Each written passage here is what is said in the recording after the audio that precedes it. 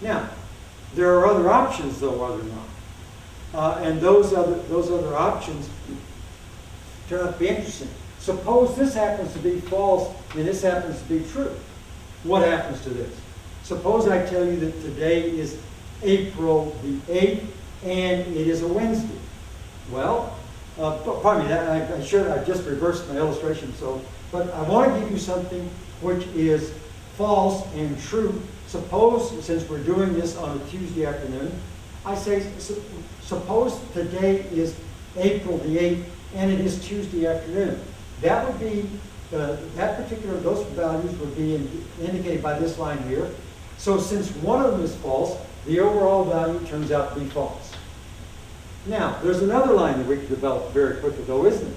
We could say, suppose this one is true and this one is false. Now notice, same sort of thing as applies on line 2. This overall turns out to be false. But suppose both of them are false. As we get to line 4, and we say something along this particular line, that turns out to be false. And now we come up with a rule for what we call conjunction. Conjunction turns out to be true overall only when both members are true, and you can find that particular truth table listed in your text on page 311. So that is what is called the elementary truth table for conjunction. Now, one of the things that you're probably asking yourself right now is something along this line. Aha, I bet he wants us to memorize this stuff here. That is one way of doing this, but that's a very ineffective way of doing it. What I would really recommend is that you do something else, that you understand this rule. It says that A conjoined to B is true only in the case that both are true. All other instances it's false. In other words, remember this, and you don't have to remember the next 3 lines. So, by the way, sometimes we number these lines 1, 2, 3, and 4 and refer to them that way. So, elementary truth table for conjunction. Moving right along. The elementary truth table for disjunction is going to be something along this particular line. Suppose you say, she is either Ellen or Betty. Okay? Now notice what we will do. We will use the bell as the symbol. So we will use that at that particular point. And so this turns out to be true. Notice in this particular case that if indeed she is Ellen, if it turned out that she were Ellen, and that she's not Betty, then this particular expression does what? It turns out to be true overall. All right? Because it says she's either one or the other, doesn't it? Notice if someone says, oh, but she's really Betty. She's not Ellen. Okay? In other words, suppose this turns out to be true, and this turns out to be false, and we're talking about either this or this. Notice this turns out to be true overall. All right? Now, we've got these 2 lines, and here we come to the 2 very interesting ones.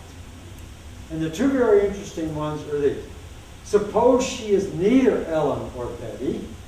Suppose we have false and a false. This turns out to be false. All right? Now, it takes, we've done every line except for one last one for the truth table for disjunction. And here is where we are. Suppose she is both Ellen and Betty. Suppose her name is Betty Ellen. All right? And I've known young ladies of my acquaintance whose names were Betty Ellen. And by the way, they were probably Elizabeth Ellen. Now, so since she's both, yet we've used the either or the disjunction. So this is the elementary truth table for disjunction. Is this expression overall true? In logic, yes it is. In logic, yes it is. So notice what takes place with respect to disjunction. If we have 2 expressions which are disjoined by an either or, notice they turn out to be false only in the case that both disjuncts, those things which are disjoined by the either or, turn out to be false. All of the cases it turns out to be true. So that's the elementary truth table for disjunction. So I wanted to introduce you to these three special symbols. I wanted to introduce you to these two tables, and I see our time is just about up, and so those are the sorts of things that I really wanted to emphasize. Now, before I sign off on this one, and I'm only going to go about 3 more minutes, before I sign off on this one, I want you to look at a problem or two on page 318. It says, using the truth tables of the dot, the wedge, and the curl. The dot is the sign for the and. The wedge is the V for the disjunction. And the curl is the tilde. Determine which of the following sentences are true. Number 1 is done in the back of the book. I want to do number 2 for you. Notice we've got a tilde. And that means, remember what that means? That means it's not the case. London is the capital of England, and let's symbolize that with L. Notice we have the dot. Rather than putting that, we're going to use the ampersand, which you can find on the keyboard of your computer. Stockholm is the capital of Norway. Now you have to know a little geography here, but Stockholm turns out to be the capital of Sweden, but we say L and S. Now, is this expression overall true? Is what you is the assignment you've been given. How do we determine this? Well, we have to assign truth-falsity values to these expressions. So the truth-falsity value of L we said was true. We said this is false. And if you will look at the elementary truth table for conjunction, you will find that this is the same as line 2 of that particular truth table. And if you need to refresh your thinking on this, just turn back to page 311 and look at line 2. So if you have a true conjoined to a false, this expression turns out to be false. But we've got a negation out in front of it. Notice, when you negate a false, what do you think it becomes? It becomes a true. This expression overall is true. So this is the way, this is a very simple illustration, but it's the way that you would do the exercises on page 318. So this is a very quick and short introduction to 3 things.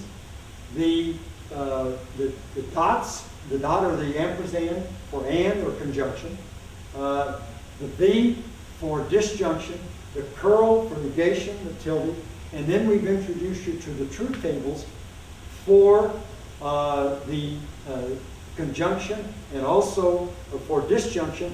And here we've come to the exercises on page 318, and what we've done is we've given you an illustration of how it is that you determine the overall truth-falsity value of an expression when you know the values of the things with which you're working. And notice we got a nice chance to use the negation, and we negate this thing overall, and a false negated becomes a true. So this sign says that you always change the sign of that which you're working to the opposite. False becomes true, true becomes false. That's probably enough for right now.